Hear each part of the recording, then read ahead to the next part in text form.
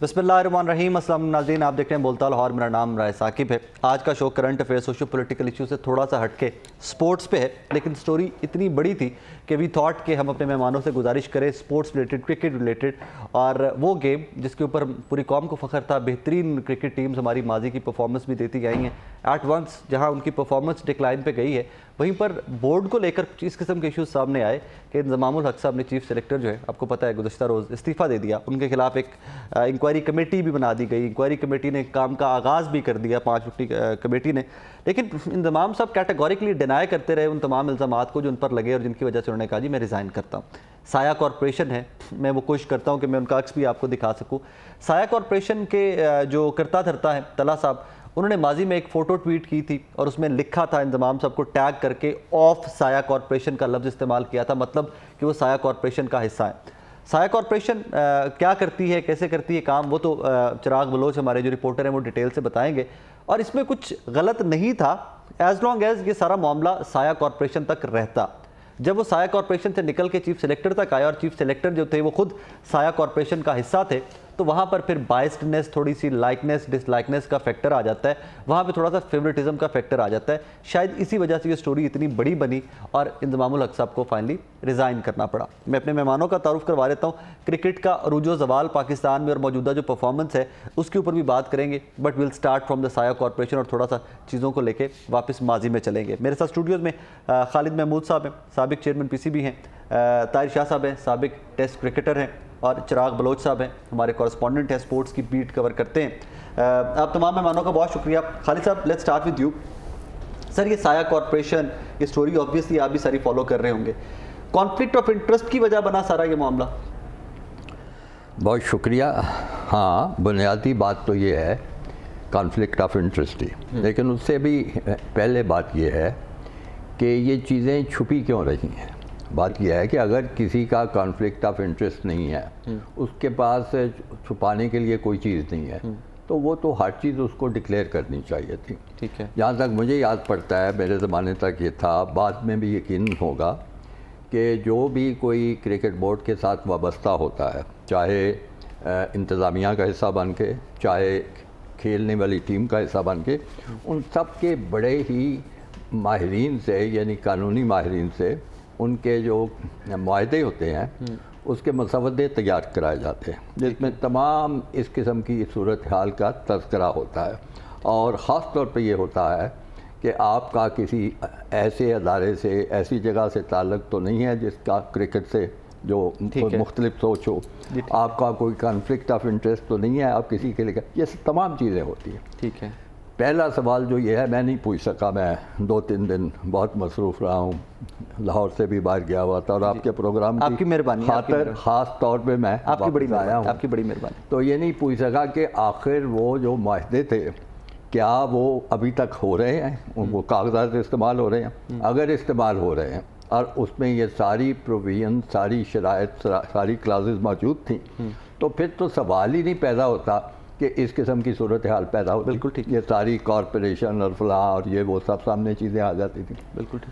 अगर वो माहदे थे मौजूद मसवदे, उनको इस्तेमाल नहीं किया गया, तो ये तो इंतहाई नालायकी की बात है बोर्ड के, क्रिकेट बोर्ड की। यानी बड़ी अजीब सी बात है कि ना, आपको पता है कि वो जो खिलाड़ियों के साथ माहदे होने हैं, शराइत तय पा चुकी हैं, पैसे तय हो चुके हैं, लेकिन वो दस्तखत नहीं हो रहे जी। 4 महीने से लटका या नहीं, इसलिए हो रहे हैं कि उसमें बहुत सी ऐसी चीज़ें होती हैं। उसमें ये भी लिखा होता है कि अगर आप बोर्ड के पेरोल पे आ चुके हैं, तो और जो मुलाजमीन हैं वो तो खिलाड़ियों की निस्बत भी ज़्यादा पाबंद होंगे। बिल्कुल। तो फिर आप ये नहीं करेंगे, वो नहीं करेंगे, कोई ऐसा बयान नहीं देंगे, कोई ऐसा तजारत नहीं करेंगे, कोई ऐसा कारोबार नहीं करेंगे जिसका क्रिकेट से लेना देना, क्रिकेट से मुतसादम हो, सब चीज़ें। तो अगर वो थे, अगर नहीं थे तो बहुत ही अफसोसनाक बात है। अगर थे तो उन पे दस्तखत नहीं कराए गए, अमल नहीं कराया गया, तो वो भी बड़ी शर्मनाक बात है। फिर बोर्ड इस पे रिस्पॉन्सिबल बनता है। फिर रिस्पॉन्सिबल, और अगर होते हुए सब ने उस पर दस्तखत करके और उसके उलट चल रहे हैं, फिर भी बोर्ड रिस्पॉन्सिबल है। फिर भी बोर्ड रिस्पॉन्सिबल है। और वो जो क्रिकेटर्स भी इसके उलट कर रहे हैं, चाहे वो चीफ सेलेक्टर हों, चाहे कोई और साहब हों, चाहे वो खिलाड़ी हों, वो सारे के सारे, तो इसका मतलब ये है यहाँ पे सूरत हाल ऐसी पैदा हो रही है कि आवे का आवा ही बिगड़ा हुआ है। आप किसी को भी एग्जॉनरेट नहीं कर सकते, बल्कि जो चेयरमैन है मैनेजमेंट कमेटी, मैं तो उनका एक इंटरव्यू सुन रहा था। बात यह है कि हर चीज़ की एक टाइमिंग होती है, एक मौका होता है, वक्त होता है। ये बात बहुत ही संजीदा है, बड़ी अफसोसनाक है, लेकिन इस वक्त नहीं छिड़नी चाहिए थी। इसलिए नहीं छिड़नी चाहिए थी कि वर्ल्ड कप आपका इस वक्त हो रहा है। आपकी टीम जो है वो एक दूसरी सरजमीन पे खेल रही है और ऐसे मुल्क में खेल रही है जहाँ पे बात का पतंगड़ बनाना जो है वो बहुत ही आसान बात है। क्या से क्या वो बनाते चले जाए। और जिस तरीके से उन्होंने एशिया कप में उनका रवैया था, जिस तरीके से उन्होंने हमारे लोगों के साथ सलूक किया है, हमारे टीम को भी बड़ी देर से वीज़े मिले हैं जी, ऐसे ही है। हमारे मीडिया के लोगों को, शायकीन को भी नहीं मिले जो जाना चाहते थे। शायकीन को भी। अब देखिए, अब ऐसी सूरत हाल में आप उनको एक इतना बड़ा मौका दे, पेंडोरा बॉक्स खोल दें, जो करना है आप कर लो। मुझे नहीं समझ आती कि वो जो एक इंटरव्यू किसी प्राइवेट चैनल पे आया है जिसमें ये गुफ्तगू चेयरमैन साहब से हो रही है और वो भी बड़े मज़े लेके उस पर बात कर रहे हैं कि मैं इसका पता करूं। हालांकि ऐसी चीज़ें जो होती हैं, अच्छे जो एडमिनिस्ट्रेटर होते हैं, मुझे याद पड़ता है कि कई ऐसी ऑकवर्ड चीज़ें होती थी तो वो हम खुद मीडिया से, मीडिया बड़ा मुहिब्ब वतन है, मीडिया ये तो नहीं ना कि वो हर वक्त ही शरारत पे आमादा होगा, तो बड़े आसानी से कहते हैं भाई बहुत अच्छा आपने किया है, इसको 5-7 दिन दे दें ताकि वो टीम वापस आ जाए, फिर इसको आगे टेकअप करेंगे। इस वक्त बहुत गंदा खेल रही है टीम, लेकिन फिर भी नामुमकिनात में से नहीं है कि वो आखिरी 4 में पहुंच जाए। यानी इंग्लैंड से भी मैच जीत लें, न्यूजीलैंड से भी मैच जीत लें, और आज का तो जीत गए, आज का तो जीत, वो बांग्लादेश से सख्त मैच न्यूजीलैंड होगा। अगर ये सारे जीत जाएं तो फिर ये कुछ इनका वो पॉइंट है, वो ओवर जो है रन रेट और इस तरह की कैलकुलेट, वो 92 वाली की कैफियत हो सकती है। और वो भी लोग काफी सारे प्रेडिक्ट कर रहे हैं, वो हार जाए, वो निकल जाए, तो फिर काफी सारे लोग इन हालात में ये इशू का उठाया जाना और क्रिकेट बोर्ड का भी उसमें शामिल हो जाना। हालांकि मैंने जैसे अर्ज किया कि उनकी तो अपनी बहुत जिम्मेदारियां बनती हैं जो। और आखिरी बात इसमें कहूँ, तार शाह बैठे हैं मेरे साथ, बहुत एक क्रिकेट से बाखबर शख्सियत हैं और बहुत गहरी नज़र रखते हैं, इसलिए मैं चाहूँगा ज़्यादा वक्त के लिए आखिरी बात ये करना चाहूँगा कि ये जो आप इंक्वायरी की बात कर रहे हैं, इंक्वायरी होती है कि ऐसी अथॉरिटी, ऐसा बंदा इंक्वायरी करवाता है जिसका दामन अपना बिल्कुल पाक हो, ठीक है, किसी तरह का वो मुलव्वस होने का इम्कान ना हो। तो इसमें तो चेयरमैन से लेकर चीफ सेलेक्टर से लेकर बाकी कितने ऑफिशियल तक सबके सब हैं शामिल। ये इनको इंक्वायरी कराने का हक ही हासिल नहीं है। कोई थर्ड पार्टी इंक्वायरी करती है, थर्ड पार्टी, अल्लाह आपका भला करे। बस मैं ये कहना चाहूँगा, मैं इत्मीनान से चाय पीता हूँ और शाह जी बिफोर इट के मैं आपकी तरफ आऊँ, जरा चिराग के पास का थोड़ा सारा है बैकग्राउंड भी, चिराग जरा प्लीज़ जल्दी से जरा बैकग्राउंड भी दे दीजिए सारा कि एक्चुअली हुआ क्या, सीरीज ऑफ इवेंट्स क्या है। इशू ये बना था कि जब इंजमाम के ऊपर ये इन्वेस्टिगेशन शुरू हुई कि इनके ऊपर इल्ज़ामात लगे कि ये इनकी प्लेयर एजेंट कंपनी एक है, उसके साथ इनके ताल्लुकात है। मैं पहले बता दूं कि थोड़ा कि ये प्लेयर एजेंट कंपनी करती क्या है। ये प्लेयर एजेंट कंपनी ऐसी होती है, ये कोई आज की बात नहीं है, ये बहुत पुराने ये जो प्लेयर एजेंट कंपनीज चल रही हैं स्पोर्ट्स के अंदर, खासकर यूरोप के अंदर इसका बहुत पुराना जो है निज़ाम चल रहा है।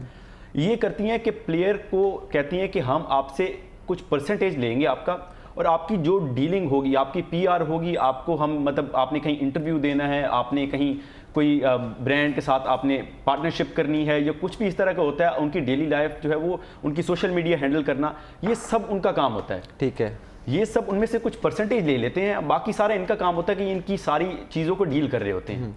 तो इंजमामुल हक का भी यही था। और यहाँ पे ये भी ऐड कर दे कि इनके फाइनेंसेस जो है, इससे कमाई जो है सारी मैनेजमेंट से, वो क्रिकेट की फीस से और तनख्वाह से बहुत ज़्यादा होती है, बहुत ज़्यादा होती है। ये भी ऐड कर जी बिल्कुल।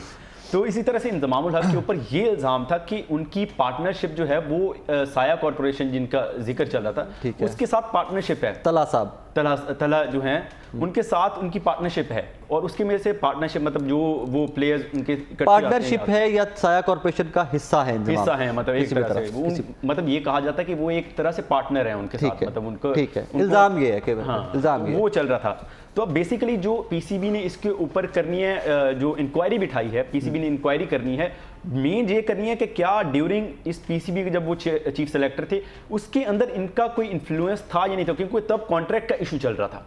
प्लेयर्स और बोर्ड के दरमियान कॉन्ट्रैक्ट का इशू था कि कॉन्ट्रैक्ट क्योंकि जो प्लेयर्स हैं वो कहते थे कि हमें इमेज राइट्स चाहिए और उसके ऊपर पीसीबी का अच्छा, इमेज राइट्स की क्या कहानी है, जरा ये भी थोड़ा बताएं। ये पीसीबी जराए का ये कहना, इमेज राइट्स वो होते हैं जो कि ऑडियो वीडियो और ये चीजें जो चल रही हो तो सोशल मीडिया के ऊपर चल रही होती हैं, तो प्लेयर इसका मांगते हैं कि हमारी अगर तस्वीरें चल रही हैं, हमारी वीडियो चल रही है, हमारा कंटेंट है, हमारा भी हक है उसके अंदर। कि ये वैसे बहुत पुरानी चीज है कि हर प्लेयर का जो भी स्पोर्ट्समैन होता है वो अपनी इमेज राइट्स मांगता है उसके मतलब हक कानूनी भी है, वो तरीका मांग सकता है। ठीक है। लेकिन बोर्ड का ये कहना था कि ये इनको प्लेयरों को इन्फ्लुएंस कर रहा है, जो जिनके साथ ये प्लेयर एजेंट कंपनी जो है वो इन्फ्लुएंस कर रही है कि आप लोग अपने इमेज राइट्स मांगे पीसीबी से। ठीक है, तो उसका तो अगर वो उनके कहने पे भी मांग रहे थे, अगर उनका हक है तो गलत क्या था? असल मसला ये है कि बीच में जो खबरें आ रही थी वो ये था कि इंजमामुल हक भी इसमें शामिल हैं।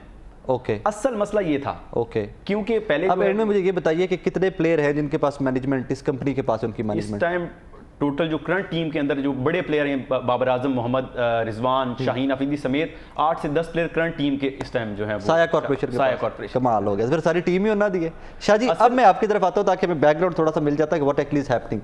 आप जब क्रिकेट खेलते रहे, आपके पास भी कोई मैनेजमेंट कंपनी थी जो आपको मैनेज करती थी? देखिए, क्लब क्रिकेट बड़ी सादा थी जी। क्लब क्रिकेट में बड़ा मतलब एक अच्छा रुझान था। प्लेयर्स सिर्फ क्रिकेटर नहीं बनते थे बल्कि करैक्टर भी बनते थे। Very good. तो और क्लब्स क्रिकेट जो होती थी वो प्लेयर्स को मोटिवेट करती थी कि वो अपनी एजुकेशन की तरफ जाए। जब मैं यूनिवर्सल में गया, 1969 की बात है, तो मैं अपने साथ देखता था जब टेस्ट क्रिकेटर्स खेल रहे होते थे, आसिम मसूद थे, फजल साहब आया करते थे, सलीम अल्ताफ़ वो थे, सॉरी वकार मकसूद, वकार हसन थे, परवेज़ सज्जाद थे, सईद अहमद वहाँ से खेले, महमूद हुसैन खेले, खान मोहम्मद खेले, डंकन शाह। फिर उनका एनुअल फेस्टिवल मैच भी होता था, खालिद साहब भी जाया करते थे, माशाल्लाह बड़ा टॉप क्लास हुआ करता है एचएन कॉलेज में। तो क्रिकेट प्रमोशन के साथ साथ वहाँ पे आपको एक तरबियत दिया जाती थी कि आप आला नस्ल के एक अच्छे शहरी बने। लेकिन स्पोर्ट्स जो है वो आपको बुराई से बचा के अच्छाई की तरफ लाती है। 14 साल से 20 साल तक बच्चे को संभालना बड़ा मुश्किल है। फिर हमारे यहाँ आजकल ऐसा ट्रेंड बन गया है कि बच्चे बहुत जल्दी ख़राब हो रहे हैं। हमारे ज़माने में ख़राबी बिल्कुल नहीं थी। हमारे यहाँ प्लेयर्स की बड़ी इज्जत थी, सीनियर्स की बड़ी रिस्पेक्ट थी। पास से गुजर जाता तो हम ऐसे खड़े हो जाते थे कि कई कप्तान जो है ना हमें कुछ कह ना दे। और कप्तान उस ज़माने का कितना रिस्पेक्ट है। अब तो कप्तान के पास लोग जाते हैं, जो टीम का प्रेसिडेंट होता है उसके घर तोहफे पहुँचाए जाते हैं, प्लेयर्स को खिलाने के लिए, अपने लड़के को खिलाने के लिए गेंदों के डब्बे जाते हैं, लंच कराए जाते हैं। ये हो गया। हमारे ज़माने में तोहफा तो कुछ नहीं थी, बिल्कुल प्योर एंड नीट क्रिकेट थी। अब जो हमने क्लब क्रिकेट के लिए लाहौर जिमखाना था, लाहौर की बेस्ट टीम थी, पीएनटी थी, लाहौर की बेस्ट टीम थी। इनके मैचेस जब होते थे बड़ा तकाबुल होता था। एक हफ्ते पहले हम मैच का कर दिया करते थे कि हमने फलाने प्लेयर को आउट करना, इसे कैसे आउट करना, फलाने बॉलर के खिलाफ स्ट्रेटजी पहले बनाते थे। अब मैं आपको एक बड़ी अच्छी बात बता दूं, उस ज़माने में 2 तरह की मैटिंग्स होती थी। एक कॉयल मैटिंग होती थी, एक होती थी जूट मैटिंग। जूट मैटिंग जो थी वो पटसन की बनी होती थी, कॉयल मैटिंग थी वो नारियल की बनी होती थी, जिसमें फजल महमूद ने 13 आउट कर दिए थे ऑस्ट्रेलिया के। वो कॉयर की मैटिंग जो थी, जूट की मैटिंग, उसमें रस्सी काफ़ी ज़्यादा खुली होती थी, उसमें कट बॉल बहुत होता था। मेरे ख्याल में मैं बिल्कुल इस चीज़ से शर्तिया कहता हूँ, जब पाकिस्तान के प्लेयर्स कॉयर की मैटिंग पे नहीं खेल सकते। जूट की मैटिंग प्लेसिड होती है, जूट की मैटिंग प्लेसिड होती है। कॉयर की मैटिंग में पड़ के गेंद ऊंचा भी आता था, कट भी होता था, बगैर हेलमेट के, बगैर थाई पैड के, बगैर ऐसे ग्लव्स होते थे, इधर से लग जाए इधर से। इनका विकेट कीपर जो है वो यहाँ पे आर्टिका थोड़ा सा पेड़ा बना के रखता था ताकि चोट ना लगे। और पुराने से ग्लव्स, बड़े बड़े सादे से ग्लव्स होते थे। अब तो ग्लव्स ऐसे उसका वेब देके गेंद यहाँ फंस जाती, यहाँ फंस जाती, वहाँ गेंद बनानी पड़ती थी। क्लब क्रिकेट बड़ी स्ट्रॉन्ग थी। लाहौर के अंदर 14, फिर 16, फिर 32 क्लब्स हो गए, फिर 74 क्लब्स हो गए जन अज़हर के ज़माने में। लाहौर को 3 जोनों में डिवाइड कर दिया गया। फिर खालिद साहब भी एलसीसी के प्रेसिडेंट बने, इन्होंने क्रिकेट प्रमोशंस के लाहौर की बड़ा काम किया। अपना मतलब हर चीज़, हर हिस्सा डाला, क्लब के प्लेयर्स को सुना कैसे होता है। लाहौर की टीम चैंपियन हुई इनकी प्रेसिडेंटशिप में। ये सारी चीज़ें वो चीज़ थी जहाँ लाहौर अब लैग कर रहा है। लाहौर और कराची हब थे क्रिकेट के, ठीक है। लाहौर से क्रिकेटर्स पैदा होते हैं, फास्ट बॉलर्स। लाहौर जो था ना, लाहौर एक जरखेज मिट्टी थी फास्ट बॉलर। डिटेल में सारा इसी पे शो है आज का हमारा। मैं सिर्फ प्लेयर मैनेजमेंट के बारे में जानना चाहता हूँ कि कंपनी ऐसी थी जो आप लोगों को भी तब मैनेज करती थी, या के जरिए मुआश बनता था, या आमदन होती थी उस टाइम पे? उस ज़माने में जो कारदार साहब एक बड़ा अच्छा काम कर गए थे, वो उन्होंने डिपार्टमेंटल क्रिकेट खोल के उस लोगों को भी क्रिकेट में ले आए जिनके घर में रोटी पानी खाने को बना दिया, जिनके घर में चटनी नहीं थी। और वो लोग आज क्रिकेटर बन के बड़े बड़े वर्ल्ड क्लास टेस्ट क्रिकेटर्स भी बने। उनके घर की प्रोटेक्शन भी हुई, उनके घर का चूल्हा भी जला और उनकी ज़िंदगी भी प्रोटेक्ट हुई, यानी उनको हर किस्म का फ़ायदे मिलते थे। जिसमें मैनेजमेंट और ये सारे काम, कोई काम नहीं थे। इतनी साफ क्रिकेट थी, इतनी साफ क्रिकेट, जुआ करीब नहीं था, बॉल टेम्परिंग करीब नहीं थी। बॉल टेम्परिंग का भी बड़ा लंबा किस्सा अगर आप कहेंगे तो मैं बता दूँ। बॉल टेम्परिंग जो थी वो शुरू हुई थी एक सलीम मीर प्लेयर होते थे, वो थे सर्विस क्लब में खेलते थे, तो ये और सरफराज नवाज वगैरह ये उसमें खेलते बैठते थे। सरफराज नवाज मुजंग में रहते थे, मेरे बड़े अच्छे दोस्त हैं, इज़ वेरी नाइस पर्सन। तो ये बॉल की जो बोतल टॉप होता है उससे ढिबरी, उससे गेंद को उड़ा देते थे एक साइड से, पता ही नहीं था किसी को। तो वो बॉल जो थे ना वो रिवर्स स्विंग होना शुरू हो जाता था, रिवर्स स्विंग होना शुरू हो जाता था, बॉल बड़ा तब तो किसी को कुछ पता नहीं पता था। फिर उसके अंदर ना जिद्दत आती चली गई। जॉन लीवर था, इंग्लैंड का फास्ट बॉलर था, इंडिया में खेल रहा था, उसने यहाँ पे पपोटो के पन्ना एक बैग रख लिया था वेजलिन का। जब वो करते करते बॉल वो ऐसे करने लगा, उससे वो बैग गिर गया, तो उगदा खुला कि ये जो है इसके बैग लगाए वेजलिन लगाता है। आप बॉलर्स को देखते तो तेल लगा लेते, तेल लगा के वो एक साइड पर गीला कर देते। फिर जो होता है स्पेट, थूकना, थूक के लगा के उसमें मट्टी लगा दें आप, गेंद भारी हो जाती, वो रिवर्स स्विंग किया, वो तो गेंद पल्ले नहीं पड़ती थी बैट्समैन को, इतना तक करता था। ये प्लेयर्स की बॉलर्स की आपको फिर स्पाइक्स का नीचे वो मारना, फिर नाखून से खुरच देना, फिर पेट से उखाड़ना बॉल को, और जब अंपायर ने देखना तो उसको ऐसे दबा के उसके अंपायर को पकड़ा देना, उसे पता ही नहीं होता था कि कहाँ से खुरची। फिर जो सीम पोजीशन है उधर से उखेड़ देना बॉल को। तो लॉट ऑफ मतलब बहुत ज़्यादा जिद। अब उसके बाद क्या हुआ, ये सारी चीज़ें हम में से निकल के ऊपर गई। जब ऊपर गई हैं तो आहिस्ता आहिस्ता कैमरे लग गए। जब कैमरे लग गए तो आपको इतना क्लोजली वॉच करना शुरू कर दिया कि आप बॉल टेम्परिंग से बहुत दूर हो गए। पाकिस्तान की डोमेस्टिक क्रिकेट में बॉल टेम्परिंग बहुत ज़्यादा है, क्योंकि वहाँ पे ना तो मैच रेफरी होता है, ठीक है, ना वहाँ पे आपको कोई चेक करने वाला तो है। अंपायर्स भी वैसे ही हैं, हर अंपायर पूछता है जी ये स्वेटर, मुझे बहुत सारे अंपायर ये जाते हो स्वेटर दे देना, मैं तुम्हें नट आउट दे दूँगा, मेरे घर चला फलानी चीज़ पहुँचा देना, ऐसा नोइंग, मतलब मैं सारी बात आपसे बैठ कर रहा हूँ, सारी कर रहा हूँ। मेरे घर पे प्लेयर खेल रहा है, उसे कह दिया मुझे स्वेटर शाम को उतार के देना तो मैं तुम्हें आउट दे दूँगा। अब आई वॉज द मैनेजर, मैं 12 साल मैनेजर रहा हूँ सर्विस का, 3 साल लाहौर का मैनेजर रहा हूँ और फिर उसके बाद पाकिस्तान यूनिवर्सिटी का सबका मुझे बड़ा इस चीज़ का पता है। लड़का आके बताता है सर वो देखना मुझे स्वेटर मांग रहे थे, वो करके लंच पे लड़ते थे। ये बड़ी चीज़ें रेक्टिफिकेशन की खालिद साहब ने जो अब फिर ऊद कर गई हैं, वो जो कैंसर होता है ना वो बढ़ता जाता है। वो होते होते बॉल टेम्परिंग से हम लोग जुए पे आ गए।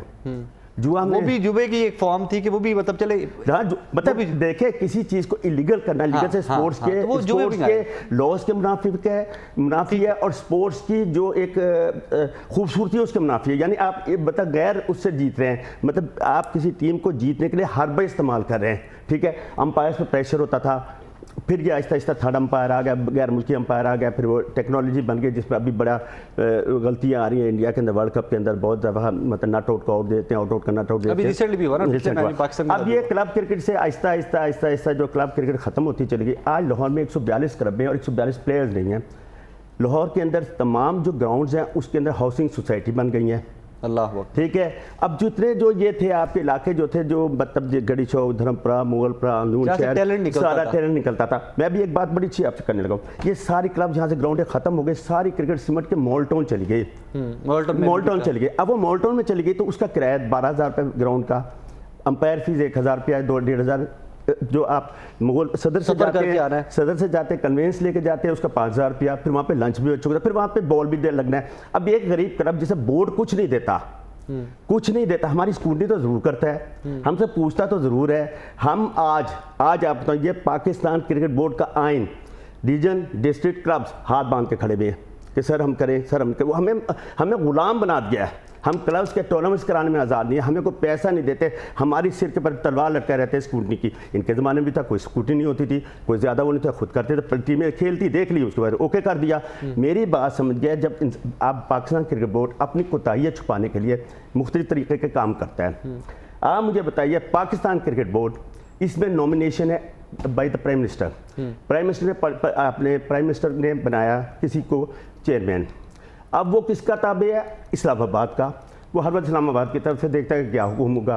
वो वजीर आजम को जवाब दे, मुझे और आपको जवाब दे नहीं। बिल्कुल ठीक। अब ये माशाल्लाह बताएंगे, जब जनरल काउंसिल नीचे होती थी, काउंसिल और एग्जीक्यूटिव बॉडी, वो चेयरमैन को पूछती थी कि भाई आपने इंतजाम को क्यों सिलेक्टर बनाया, बाबर आजम को क्यों कप्तान बनाया। पीएम को जवाब दे बस। अब पीएम है, अब होता क्या है ये बात बताऊँ, मुझे आप पीएम अपॉइंट करते हैं, मैं जो मर्जी गड़बड़ कर दूँ, मुझे जब पकड़ा जाएंगे, मेरे लूप होल्स पकड़े जाएंगे, एम्बेसडमेंट पकड़ी जाएगी, तो प्राइम मिनिस्टर बदनाम हो रहा है, ठीक हो रहा है, क्योंकि उसका पॉइंट उसने गलत आदमी को चूज किया तो प्राइम मिनिस्टर गिल्टी है, ठीक है। तो क्या होता है कि वो जो चेयरमैन है उसकी गलतियाँ सारी छुप जाती है। अभी ज़का अशरफ आए, ये जो इंतजाम का केस है, मैं कहता हूँ बिल्कुल ठीक होगा, बेकम भी करता था, स्टेफी ग्राफ ने भी किया, ये जो पैसे जैसे बता रहे प्रोजेक्ट अपने उसके लिए, लेकिन आप ये बताएं क्या इनका पर्सनल इंटरेस्ट तो मुतसादम नहीं था? हाँ। आप सुन लीजिए, चेयरमैन सिलेक्शन कमेटी इंतजामुल हक अपने कप्तान के साथ मिलकर प्लेयर्स के साथ मिलता है और कहता है जी कि ये सिलेक्शन है और तुम्हें सबको ये साइन करने पड़ेंगे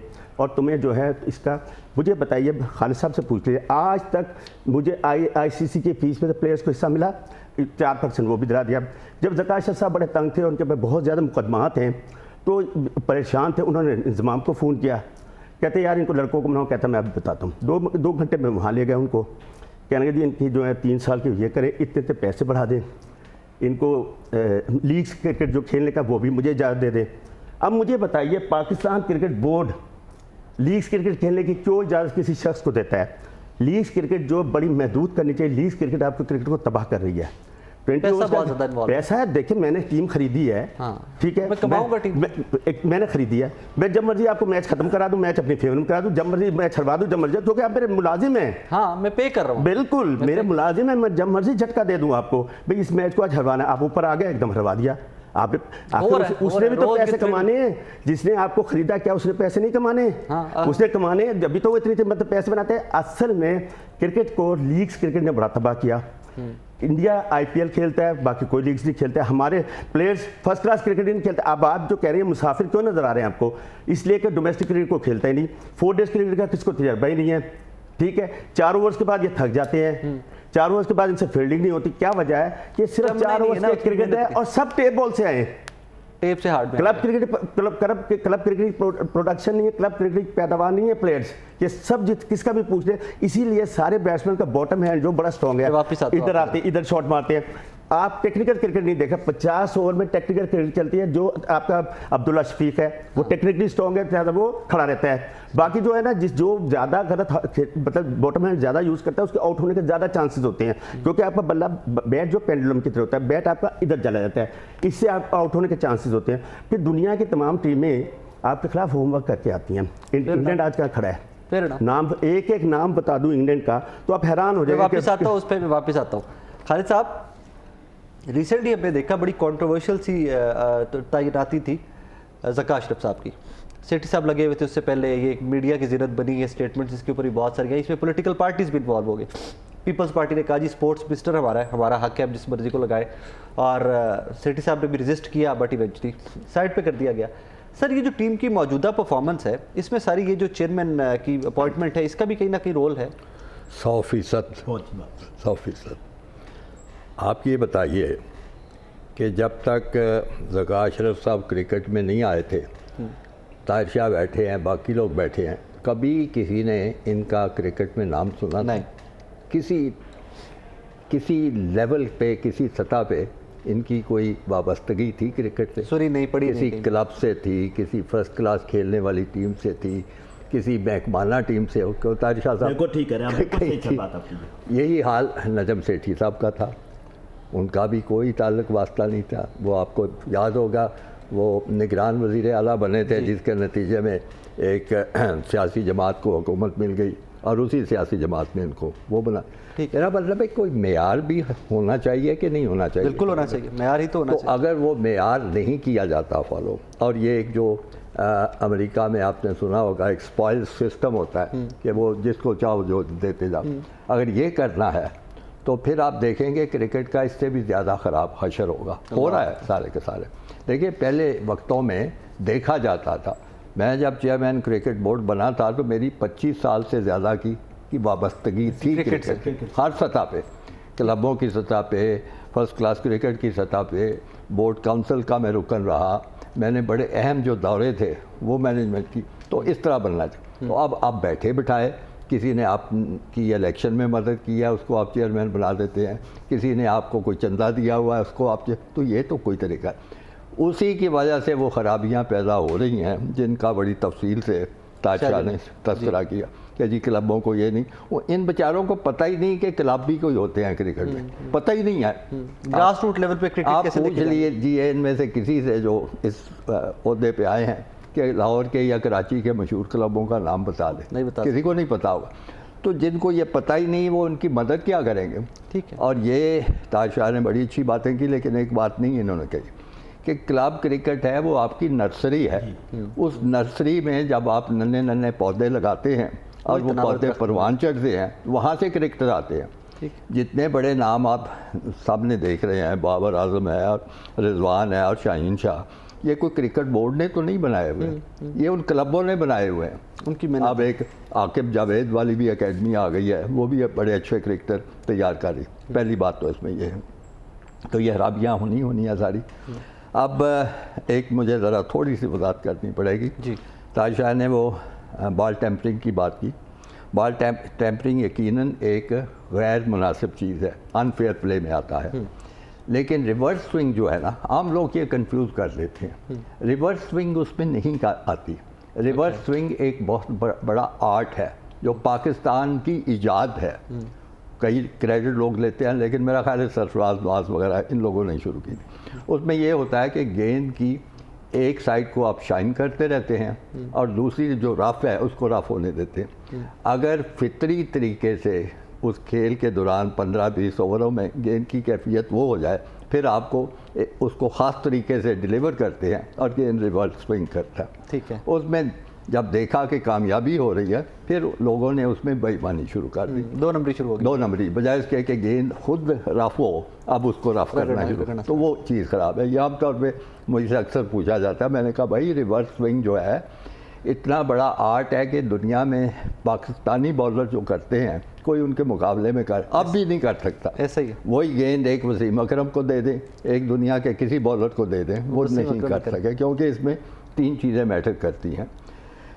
गेंद की कंडीशन, गेंद को किस तरह ग्रिप किया गया है और किस तरह डिलीवर किया गया है, वो तीनों चीज़ें जब बैलेंस होता है वो एज करेंगे उसको, कहते हैं। वो एज करेंगे। तो अब आपका सवाल जो था, मैं उसकी तरफ आना चाहता हूँ। वो सवाल था क्या? सवाल ये था कि वो, उसका जवाब तो आपने बड़ा तफसीली दे दिया कि हमारी जो क्रिकेट की मौजूदा सिचुएशन और सूरत हाल है, बदहाली कहूँगा मैं इसको, सूरत हाल भी क्या कहूँगा, उसमें ज़का अशरफ साहब के साथ उसमें मैं ये कहना चाहूँगा इस बात को आगे बढ़ाते हुए कि ये निरा ये नहीं था कि जो इंतज़ाम थे किसी कंपनी का हिस्सा थे, ये वो यानी कहा यह जाता है। मैं तो लेकिन परफॉर्मेंस का प्रेशर मेरी तरफ लफ्ज़ आप ना डाल दें जो मीडिया की रिपोर्ट्स हैं। रिपोर्ट्स ये हैं कि खिलाड़ियों को उकसाया गया कि क्रिकेट बोर्ड को ब्लैकमेल करें, ऐसे ही बिल्कुल उनसे पैसे में, यही रिपोर्ट किया गया। उकसाया गया। उकसाने के बाद इंज़मामुल हक एक सालिस बान के बीच में आए कि जी मैं आपकी बात कराई, उनको उकसा दिया, क्रिकेट बोर्ड को डरा दिया और उस कंपनी जिसकी तरफ से वो बात कर रहे थे उसमें खुद हिस्सेदार है। साया कॉर्पोरेशन। ऐसे ही है ना कि मेरा क्रिकेट बोर्ड से कोई ताल्लुक हो और मुझे पता हो कि ये पैसा जहाँ जाएगा उसमें से मुझे हिस्सा मिलना है और मैं चेयरमैन को डराता रहूँ कि टीम नहीं खेलेगी, लड़के नहीं जाएंगे, तो आप मान जाएं, ये भी मान जाएं, इमेज के पैसे भी मान जाएं, आईसीसी के पैसों में से भी हिस्सा दे दें, तो वो ना सिर्फ कॉन्फ्लिक्ट ऑफ इंटरेस्ट है बल्कि एक सरीहन बेईमानी की कैफियत आ जाती है। यानी उनके एजेंट बन के निरा उनका फ़ायदा नहीं कर रहे थे, आप क्रिकेट का नुकसान भी कर रहे थे, अपनी ज़ात का फ़ायदा भी कर रहे थे, और फिर अपनी नेशनल गेम का भी एक बड़ी जो है, नेशनल गेम चले डिक्लेयर्ड ना थी, लेकिन पाकिस्तानी लव क्रिकेट, उस गेम का भी नुकसान। बाकी देखिए सारे मुल्कों में इस तरह के एजेंट्स भी होती हैं, कंपनीज भी होते हैं, लेकिन उनका क्रिकेट की डिसीजन मेकिंग में, मैं फिर मैनेजमेंट में कोई हिस्सा नहीं होता। वो बाहर बैठ के अपने दलाइल के ज़ोर से क्रिकेट बोर्ड से बात करते हैं कि जी ये खिलाड़ी इतनी का वैल्यू है इसकी, इसका ये है, इसकी ये पैसे होने चाहिए, इसको फलां जगह से, लेकिन वो उनका कोई ब्लैकमेलिंग वाली बात नहीं होती, उनका कोई ताल्लुक ही नहीं होता। वो क्रिकेट के अदारे चाहें तो उनकी बात माने, चाहें तो ना उनकी माने। बिल्कुल। यहाँ तो मुसीबत ये थी कि जो ये बात करने वाला है वही बीच में हिस्सेदार बन के बैठा हुआ था, तो ये बहुत गलत बात। नाज़रीन एक छोटा सा ब्रेक लेते हैं, ब्रेक के बाद वापस आते हैं तो गुफ्तगू को इसे कंटिन्यू करेंगे।